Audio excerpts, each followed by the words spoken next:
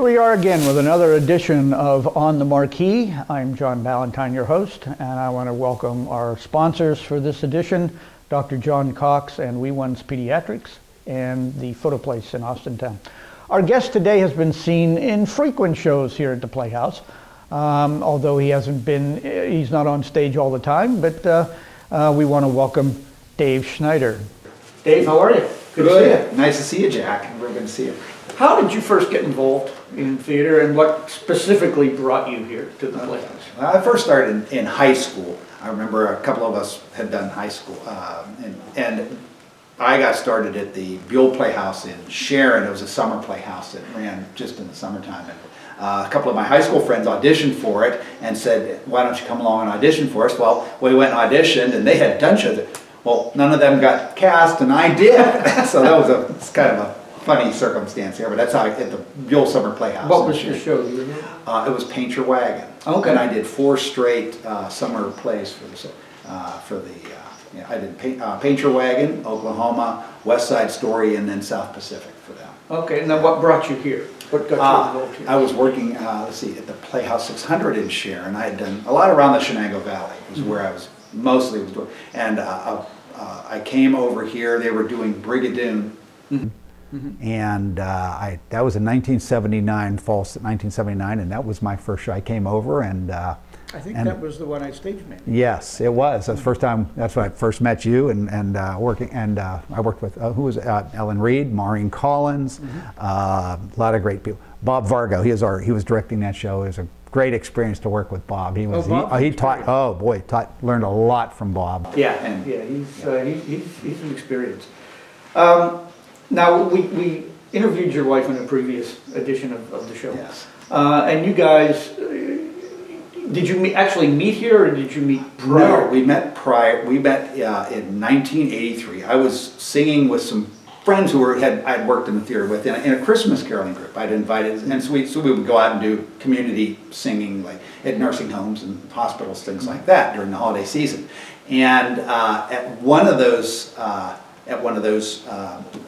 practice sessions, my wife came with a friend, as she mentioned before. Mary Beth Sackash was a friend of ours, a mutual friend that we didn't, it's like Lois came to the practice, and we ended up going out, and this was our first date, was to see Streetcar Named Desire with Lynn Nelson, which she did a tremendous performance, and Lois had a chance to see the Playhouse, and so it fond memories over here. So that relationship just kind of yes, furthered itself. Yes, I had already done quite a bit of shows before I met Lois, and then but after we started, I was working, and she would come over and do shows on her own. Her first show here was Guys and Dolls in 1986, and she did some other ones too. Biloxi Blues, things like that, which because of my work schedule I wasn't able to do. Right. But whenever we could, we would do shows together. Yeah, that's what I was going to ask you. You do shows frequently together, yes. Not only here but also other theaters. And I wanted to ask, is that something you consciously did, or is that just something that just kind of happened along the way? No, it kind of happened and we still do shows independently. That has happened where we do shows independently. But a lot of times we're looking at a show and she'll say, "Well, this is coming up in this play," and we would look at roles and say, "Oh, which would be a fun role to do," and it makes the practicing, the rehearsal easier too, because you learn lines. Like I have very specific ways that I learn my lines and things like that. Because you can't do anything without the lines, and the other actors are all depending on your being competent with your cues and things. And it's like, to me, it's like we both are, get the lines down, because then the other things build from that, So so a lot of times we pick things and we'll rehearse scenes or rehearse lines, and it just makes it a lot easier. Right. Now, you mentioned other actors and how important, the relationship between actors are. Yes. Who are some of the actors and directors you've worked with here who have influenced you and helped you learn and progress as an actor? Back when I started in the late 70s and early 80s, it was always a great experience to come to auditions, because you knew you had to be on your A game. Right. Because there were so many good actors and actresses there at the time. You would come and there'd be 5, 6, 7 people for a role, And it made it so, it was great because you'd see what they did. It was like, and there were so many good ones. Let's see, Maureen Collins, Ellen Kwana at the time. And let's see, who are, Peter Berry, he was our lead for Brigadoon. I'm trying to think of the other ones. Don Creaky. Don Creaky was a great guy. Yeah, but all the older ones too. It's like at that time you had. It was great to see like John Griffith. I saw and Harvey. You did Harvey and you see and Lynn Nelson. Oh my goodness, roll after roll after roll. Lynn always brought such professionalism to it. She was so professional. Ron Prather. Ron Prather was great, and so was let's see. There was and a lot of the females like Jennifer Wannett and so many of the just great performers. And other great, Huey Fagan and Huey Fagan was Huey was in Brigadoon with me, and I had done several shows with him over the years. Lois and I did Arsenic and Old Lace and Old Lace with Huey, and Huey played the older guy. He was getting up there by that time, but always a joy to work with and great sense of humor and comic timing. He was fabulous guy. He had a little rough edge to him. Oh, always. He loved everybody. And he'd help you. He'd do anything in the world for you. Yes. Now you haven't done a lot of tech theater. You've done some. Mamma Mia. You helped me out in Mamma Mia quite a bit. That was my first time ever as a stage manager. Probably you said I never want to do this again. But how have you gotten an appreciation for the tech side of theater? Oh my goodness! If it wasn't for it's a collaborative. It's not just the actors. It's not the costumers. It's like the set. You are all in it together, and working with each other and communicating with each other, and I think is so key to any production that you do. And and to develop that rapport and that sense that you appreciate each other. It's like you realize they have a job to do and you have a job to do, and it's so important that you complete your end so that they can do what they can do. And I think that's one of the big things that really help a production go. So, and if you communicate with them, saying, "Hey, you know what? At this, I'm having trouble with this. Is there some way I can?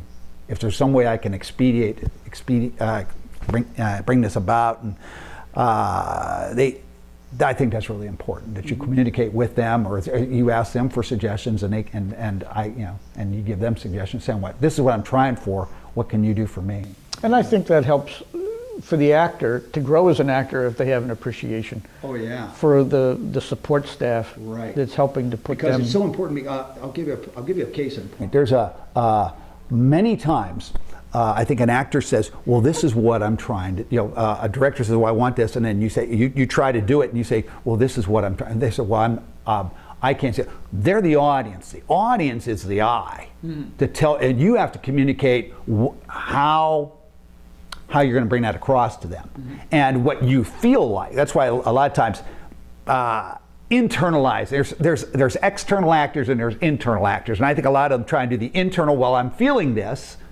But you've got to bring it out to the last row, right, so they can see it. You may do a little move on stage or a little expression or whatever, but if it doesn't carry past the first row, then you're not bringing it across.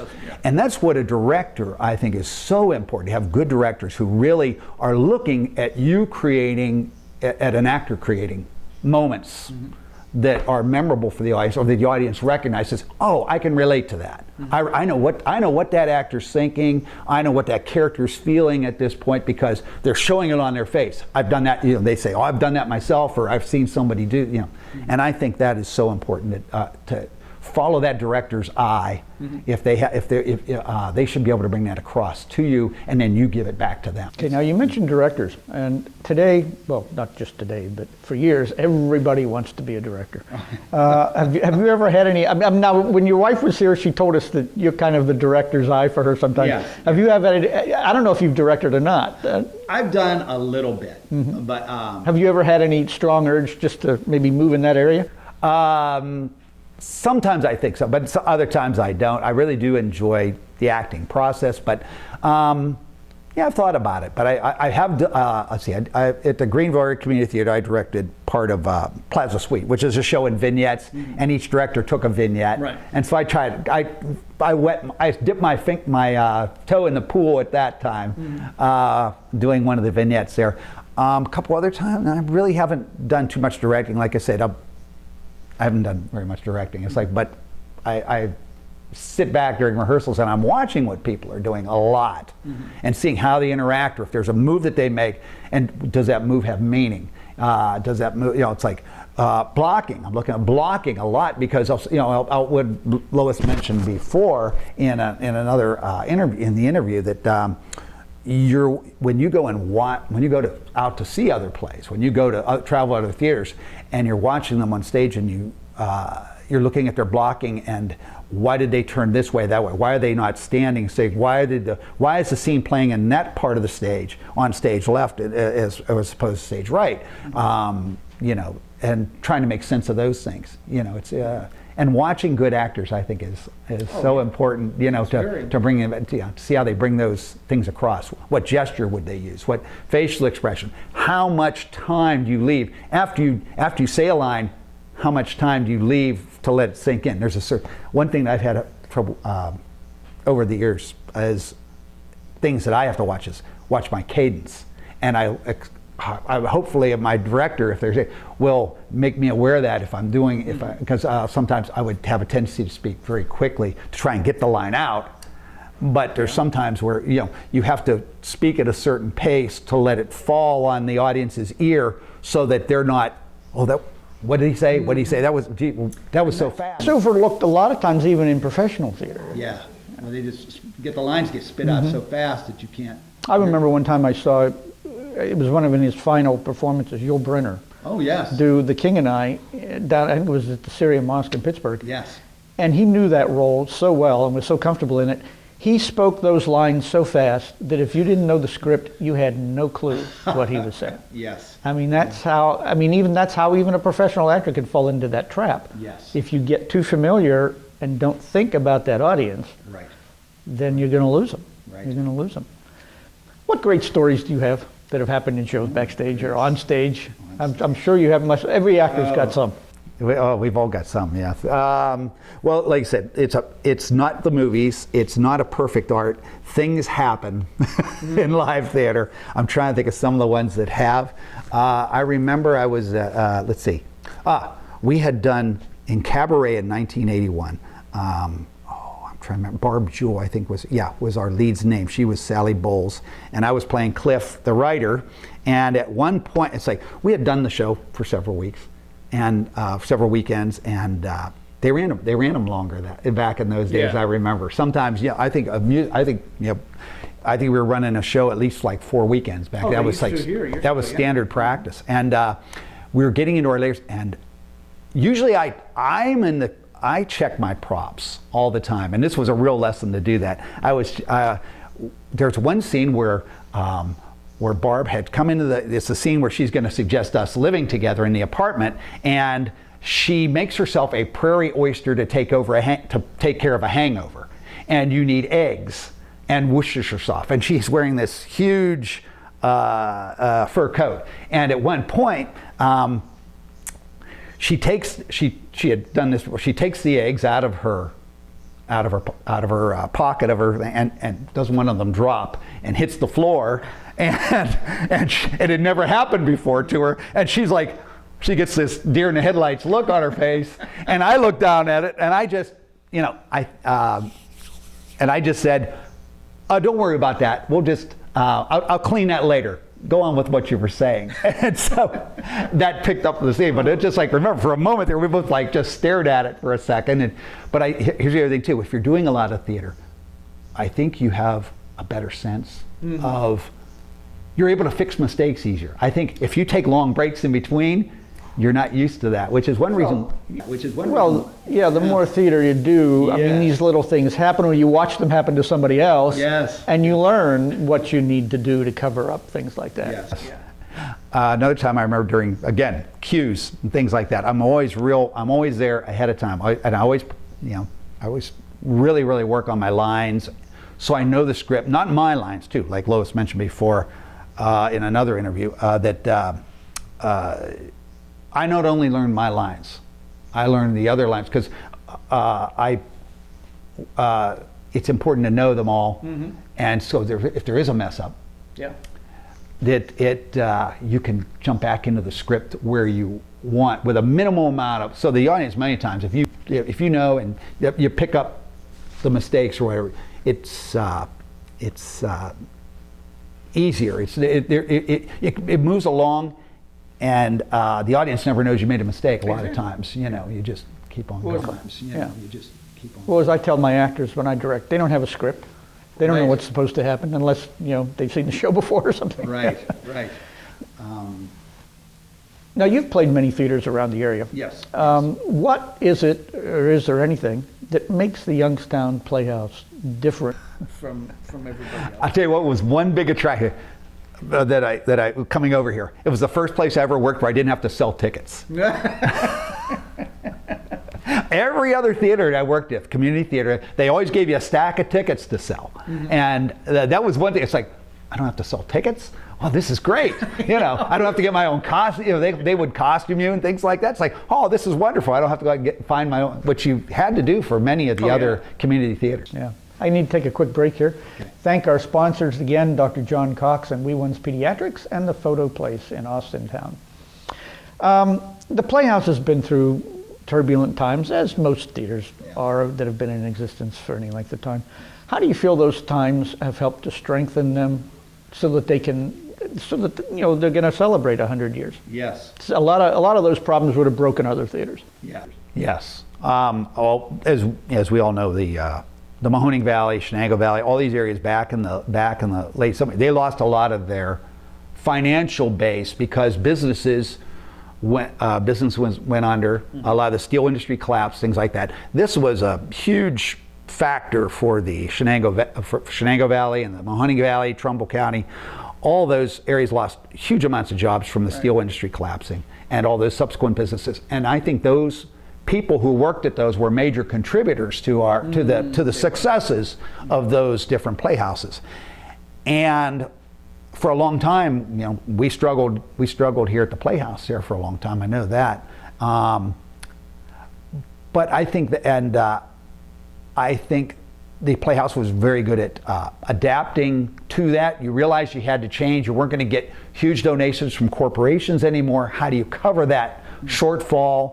And I think that they've done a good job as far as adapting for the future, as far as adapting during that time.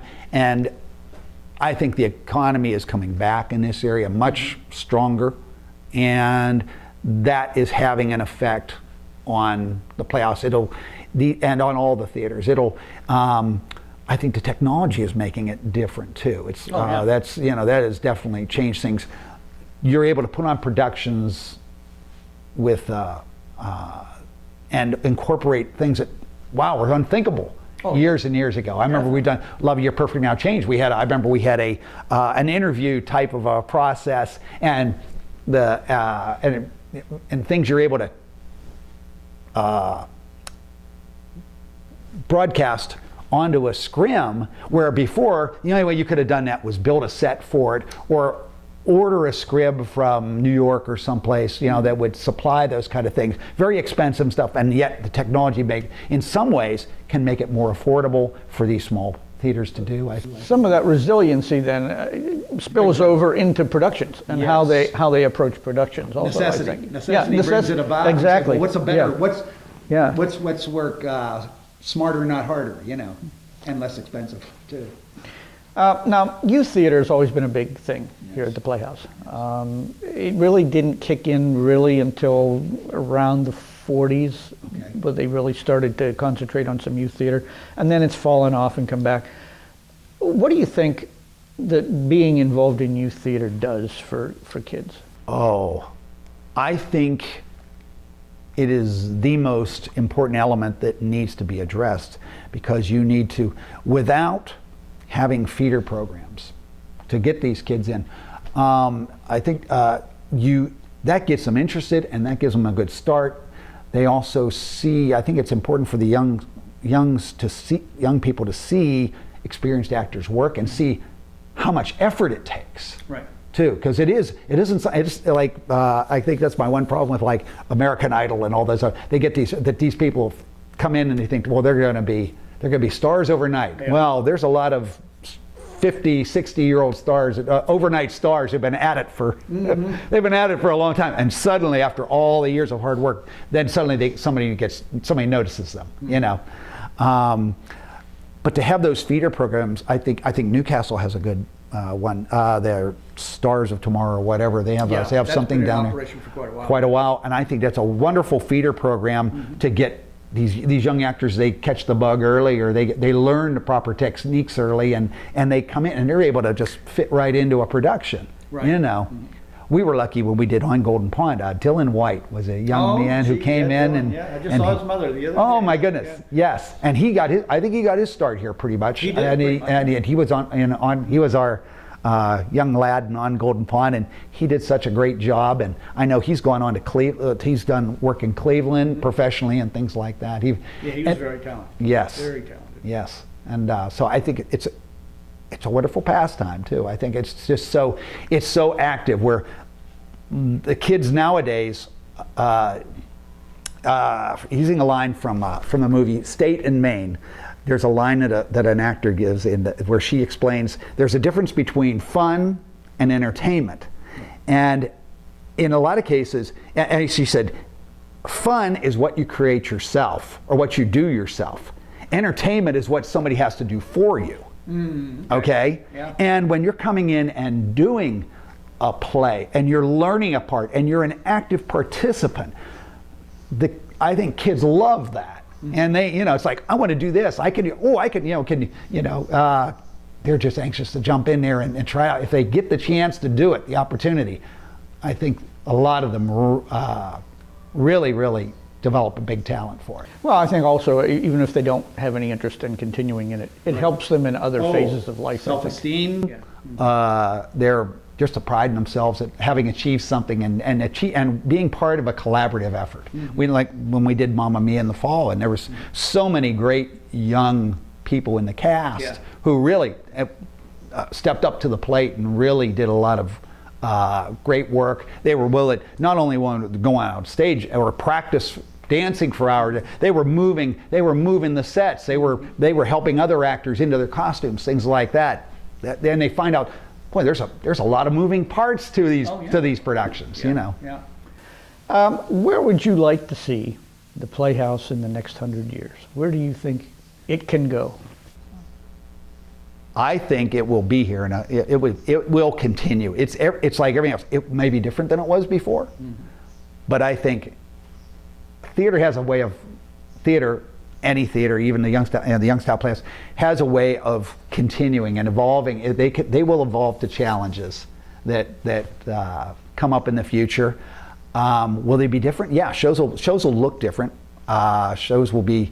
You've got to have a spread for, like, you've got to be able to do comedies, musicals, all those. You've got to be able, but they will be different. They will adapt. And they will, like say, you'll adapt the old ones like they have been. And I think they'll be at 100. There'll be new actors, and there's got to be new actors. There's got to be new. It's not going to be new. And the old ones, the older folks. Everybody has their time, and hopefully the young ones keep learning the lessons that the old ones have to present to them. Exactly. Yeah. Well, Dave, our time's up. I want to thank you for coming in and talking with us. And I want to thank you for joining us on another edition of On the Marquee, and we will see you next time.